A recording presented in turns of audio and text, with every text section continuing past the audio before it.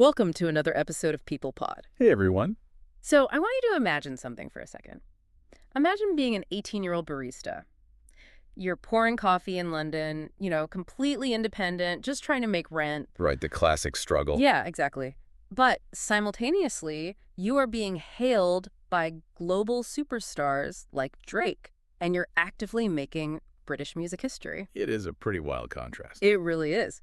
But then, fast forward a decade, that incredibly unique, raw voice that you used to climb to the very top of the industry, it's allegedly being cloned by AI. Wow. Yeah, and it's going viral on TikTok without your permission.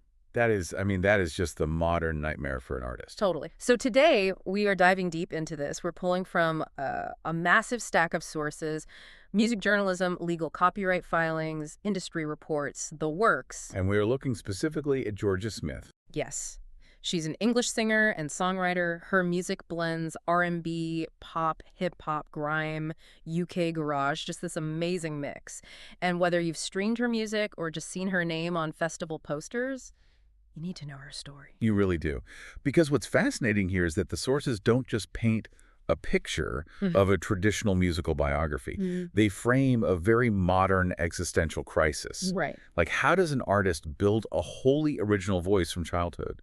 And then, critically, how do they protect that very essence when machine learning threatens to just perfectly replicate it? That is the big question, and I definitely want to get into the whole AI threat, but the sources make it pretty clear that to understand the theft of the voice, we have to understand the construction of the voice first. Oh, absolutely. The foundation is everything. So let's start there. Georgia Smith was born in 1997 in Walsall. That's in the West Midlands of England. Right. And she comes from this deeply creative dual heritage. Her English mother is a jewelry designer, and her Jamaican father is a former musician. Yeah, he actually sang in a neo-soul group called Second Naicha. Which is such a cool detail. It really is. That environment is key. You have a household that fundamentally values both visual design and musical expression. Yeah, art is just in the air they breathe. Exactly. But the documents show this wasn't just like a casual singing in the kitchen kind of upbringing. Yeah. Her father recognized something really early on. Yeah, he encouraged her to take piano lessons starting at the age of 8, right? He did. And that kind of structured discipline, that's what eventually earned her a music scholarship to Aldridge School. I have to admit, reading through her school years, I was completely caught off guard by some of this. Oh, the classical stuff. Yes, she studied classical singing, and she took music for her A-level exams. Which, for anyone who doesn't know, isn't just, playing an instrument. It's rigorous music theory, composition, analysis. She even learned how to play the oboe. The oboe. I mean, who expects that? Right. It's like she was building a house. The classical training and oboe were the solid concrete foundation, but the house she actually built on top was made of reggae, punk, hip-hop, and R&B. That is such a great way to look at it. The mechanics of that classical training, that is what makes her modern sound possible. Because it gives her total control. Exactly. Classical singing isn't just about hitting high notes. It teaches you the physical mechanics of the human body as an instrument. Like breath control and all that? Yes. It forces you to master breath control, phrasing, vocal endurance, even the exact placement of sound in your resonant chambers. Wow. So when a singer with that kind of architectural mastery pivots to the raw emotion of reggae or hip-hop, they aren't just winging it. They are making highly technical, intentional choices. That structural control totally gave her the freedom to lean into some really heavy influences. Like, the interviews note she was absolutely obsessed with Amy Winehouse's 2003 debut album, Frank. A masterpiece. Such a good album. And it wasn't just the sound she was after. It was the unfiltered, raw approach to songwriting. Right, the honesty of it. Yeah, she actually wrote her own first song at age 11. 11 years old. That's incredible. And this introduces a philosophy that runs through all of our sources. Smith developed this firm belief early on that music is a utility. What do you mean by utility? Well, she realized that a beautiful melody is essentially a Trojan horse for a deeper message. Ah, I see. She has said that as soon as people press play, you have their attention, right? So you should force them to listen to real social issues. That is so mature for someone so young. So let's look at how that philosophy collided with the modern music industry, because her discovery narrative is just fascinating. It really highlights how things work today. Yeah. In 2012, when she was just 15, a friend uploaded a video of her to YouTube. She was covering Labyrinth's song Earthquake. And that video gets noticed by a record producer and executive named Guy Moot. which triggers this incredibly grueling dual life. Right, because the industry didn't just hand her a mansion and a microphone. No, not at all. During her teenage years, she was just a normal school kid in Walsall, but she was simultaneously taking these long train rides down to London. Yeah, for professional writing sessions with established artists like Maverick Sabre and Ed Thomas. Just a crazy contrast. Then, at 18, she officially moves to London. And this is the barista era. Yes. She's supporting herself by working as a barista, steaming milk by day and writing songs by night. And all that friction finally sparks in 2016. That was a big year. Huge year. In January, she uploads her debut single, Blue Lights, to SoundCloud. It's this brilliant track that samples Dizzy Rascal's Sirens. And it just blows up. It hits 400,000 plays in a single month. We should probably pause on the mechanics of that SoundCloud explosion because it's important. Yeah, let's do it. This bypassed traditional radio gatekeepers entirely.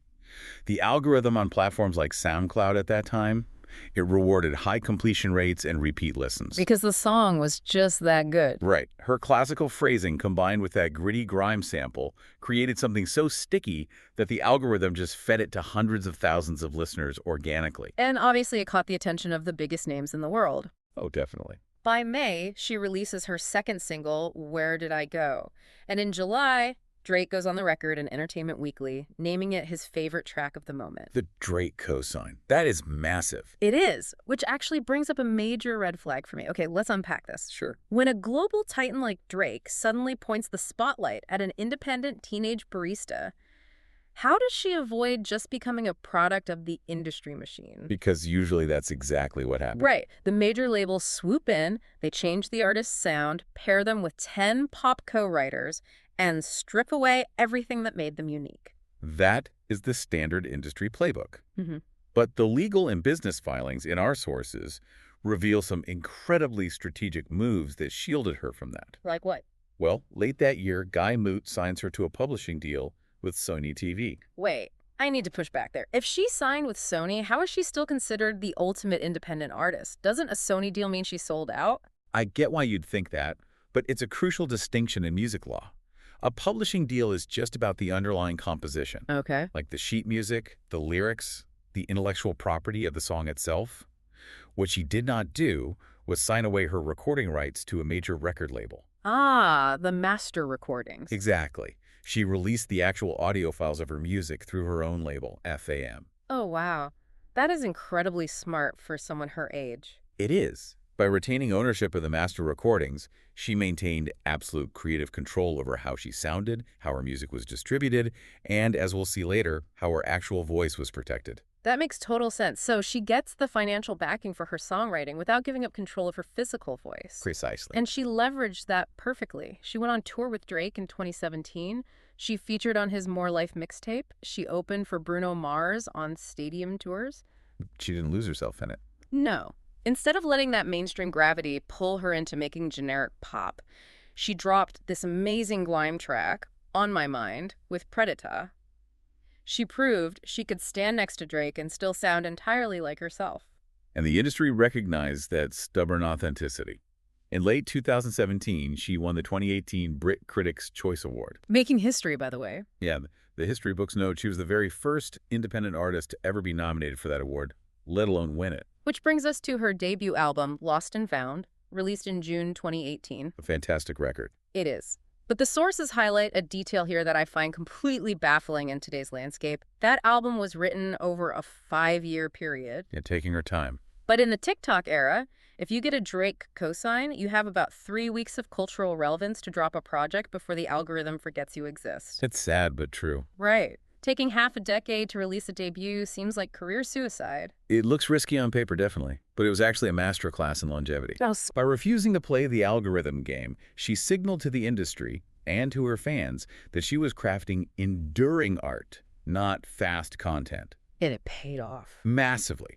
The critical acclaim backed that up entirely. The album peaked at number 3 on the UK Albums Chart and earned her a Grammy nomination for Best New Artist. Incredible. And if we look at how she built her legacy from that point forward, the sources show it wasn't just a linear chronological march of releasing albums. No, it was more of a thematic evolution. Exactly. She really leaned into that early philosophy about the utility of music. Like, By 2020, she was hosting a 12-part show on BBC Radio 3 called Tearjerker. And that show was explicitly focused on the healing power of music. She was exploring how sound physically affects the human nervous system. Which ties right back to her classical training. Absolutely. And her own catalog really reflects that refusal to be boxed in. Instead of just listing her releases, if you analyze the arc from her 2021 EP, be right back to her 2023 album Falling or Flying, you see a constant dialogue with British music history. The creative choices she makes are just wild. She drops an indie-inspired single called Go, Go, Go. A total shift. Yeah, and then she records a cover of East 17's 1994 track Stay Another Day for Amazon Music. I remember that. And jumping to 2025, she teams up with AJ Tracey for Crush, which heavily samples Brandy's 2002 track Love Wouldn't Count Me Out. She's just weaving these seemingly disparate eras of music together. And cementing herself in the cultural bedrock in the process. I mean, by April 2026, she's the musical guest on Saturday Night Live UK, performing Little Things and Price of It All. She really has built a fortress around her identity. She has. God. But here's where it gets really interesting. Oh, boy. Because no matter how strong the fortress is, a new kind of weapon was just invented to breach it. Let's look at the AI voice clone dispute. This is easily the most urgent part of this entire stack of sources. It represents a massive shift in the music landscape. We are moving from a triumphant musical biography into a high-stakes legal thriller. It's a tectonic shift, really. Okay, so let's lay out the facts. A British dance act named Haven releases a song called I Run on TikTok. And it goes incredibly viral. Super viral. But then Georgia Smith's label, FAM, the independent label she built to protect her masters, steps in. They demand royalties and force the track off streaming platforms. And their claim is that Haven used an AI-generated clone of Smith's voice. Right. But we have to tread carefully here and look at the incomplete evidence from both sides fairly. Because the technology is moving at light speed. Yeah. And the law is still, lacing up its boots. Exactly. So Haven's defense is that, yes, they did use AI software to modify vocals, but they claim the original recordings they fed into that software were their own. So they're basically saying, we just used a digital filter on a performance we legally owned. Right. Like an advanced auto-tune. But Smith's label is arguing a completely different mechanism of theft. They allege that the AI software itself was likely trained on Georgia Smith's copyrighted master recordings without her permission. Let's break down how that mechanism actually works, because it's vital for people to understand. Please do. AI voice cloning doesn't just record a snippet of you singing. It feeds hours and hours of your audio into a neural network. Okay. The software mathematically parses the frequency wavelengths of your voice. It measures the vibrato, the space between your breaths, the exact physical resonance of your throat. All that stuff she learned in her classical training. Exactly. The unique phrasing you use, it builds a synthetic mathematical model of your actual vocal cords. Which is terrifying when you think about it practically. I mean, if you are listening to this right now, think about what this means for you. It affects everyone. It really does. If an AI can scrape Georgia Smith's vocals off Spotify and perfectly clone them, what is stopping a scammer from scraping the audio from your 10-second Instagram story? Nothing, really. They could clone your voice, use it to bypass your bank's voice recognition security, or call your family pretending to be you in an emergency. If we connect this to the bigger picture, the implications are staggering. For the music industry alone, this is an existential legal battle. Because the law doesn't know how to handle it. Right. The law, as it stands today, knows how to protect a composition. The sheet music, the lyrics, and it knows how to protect a specific master recording file. But the voice itself. The timbre of a human voice. The intangible physical sound of a person. That has historically been considered too abstract to copyright. And that abstraction is exactly what the AI is stealing. Yep.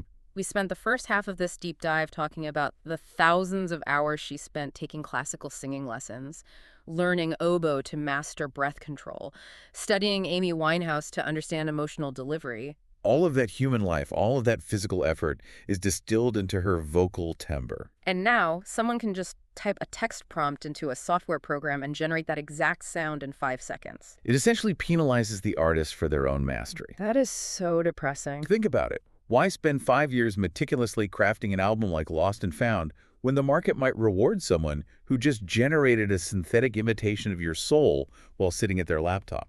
FAM's aggressive legal action against the TikTok track, It's a desperate attempt to force the legal system to recognize that a voice is a protected asset, not just open source training data. So what does this all mean? When you pull back and look at the totality of these sources, the irony is incredibly thick. It really is. You have a young woman from Walsall who grounded herself in classical, physical, human breath control. She idolized the raw, messy, unfiltered humanity of singers like Amy Winehouse. She wrote songs specifically to make people feel the real-world weight of social issues. She made brilliant business moves at 18 to protect her independence. And yet, at the very height of her career, she finds herself on the front lines of a futuristic war to protect the literal humanity of her own voice. From being stripped away and commodified by code. It's just wild. It brings us to a really provocative question that isn't explicitly answered in any of these legal filings, but it's the shadow hanging over all of it. What's the question? Well, we have always treated music as a transaction of human empathy. We listen to a singer because we want to feel their pain or their joy, right? Of course. That's why we connect to it. But if AI becomes so advanced that it perfectly mimics the subtle imperfections, the heartbreak, and the tone of a human voice, will the next generation of listeners even care if there is a human being behind the microphone? Ugh, I don't even want to think about that. If the song makes a teenager 50 years from now cry, does it matter to them if it was written by a girl in Walsall or generated by a server farm in Silicon Valley? That is a deeply unsettling thought to leave on, but I guess it is the reality of where we're heading. Thanks for listening to People Pod. Keep tuning in for more stories worth knowing.